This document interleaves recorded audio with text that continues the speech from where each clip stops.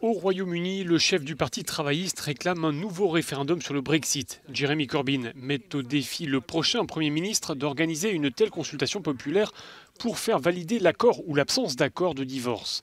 Et de préciser qu'en cas de nouveau référendum, il appellera à voter en faveur du Remain pour rester au sein de l'Union européenne. Au Labour, nous disons qu'il n'est pas question de ne pas avoir d'accord. Les gens doivent pouvoir exprimer leur choix entre rester au sein de l'Union européenne ou bien accepter de quitter l'UE sans accord, avec ce que ça peut avoir comme conséquences préjudiciables pour les prix des aliments, l'approvisionnement en médicaments ou l'investissement industriel. Comment expliquer ce changement de cap de Jeremy Corbyn, longtemps proche du courant eurosceptique et qui désormais se positionne dans le camp du Remain? Nous avons posé la question à ce politologue britannique.